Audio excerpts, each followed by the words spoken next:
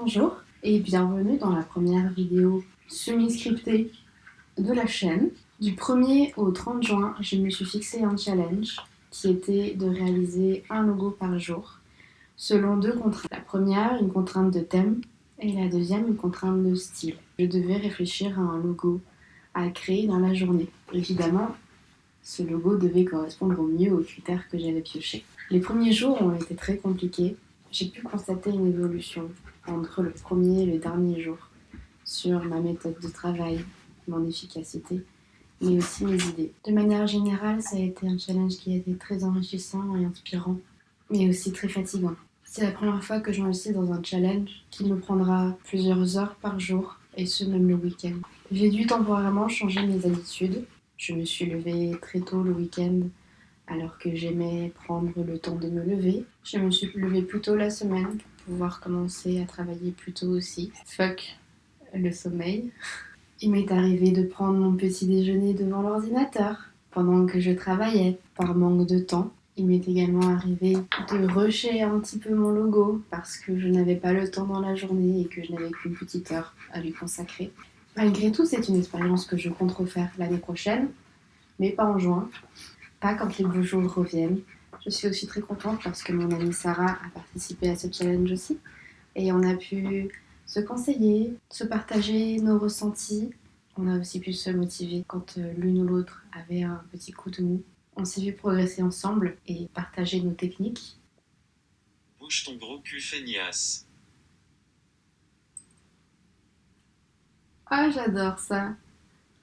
Je suis un peu fatiguée d'avoir fait ce challenge maintenant. Et ce matin, j'avais l'impression que je n'avais rien à faire, comme le challenge est terminé. Je crois que j'ai intégré l'habitude de me forcer à faire un logo tous les jours et que je vais mettre du temps à perdre l'habitude. J'ai trouvé vraiment intéressant le fait de se forcer à être créatif comme ça et de se forcer à créer tous les jours, y compris le week-end. Normalement, le week-end, c'est fait pour dormir, c'est pas fait pour travailler. Je suis très contente d'avoir fait ce challenge parce que j'ai pu affiner mon style, sortir de ma zone de confort et explorer des nouvelles choses. Et j'ai aussi pu apprendre de nouvelles techniques et devenir plus efficace dans mon travail. J'en garde un très bon souvenir, même si je vois toute la fatigue qu'il m'a apportée. Et je prévois de recommencer ce challenge un jour. Adopter une habitude comme ça, c'est compliqué au début.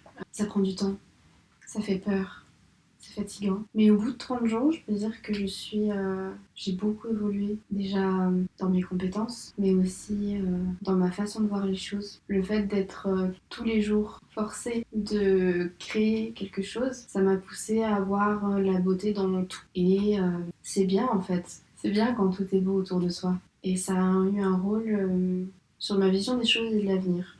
Putain, ça paraît tellement profond ce que je dis là. Non, mais c'est con, mais c'est vrai.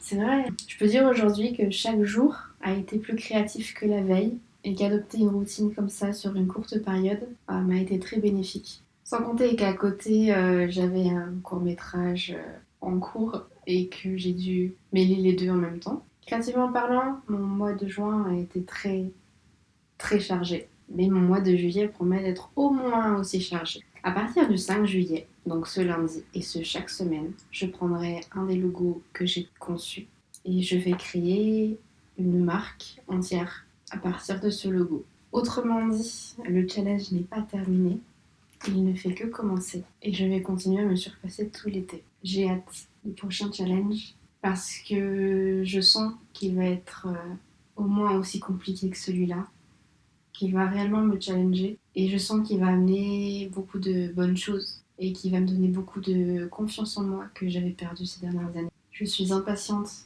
d'être lundi prochain et je compte bien me reposer d'ici là. Dites-moi ce que vous avez pensé de ce challenge, des logos que j'ai créés. Likez, abonnez-vous, partagez, commentez. C'était moi et mes lubies parfois un peu trop prenantes. Je vous dis à très bientôt.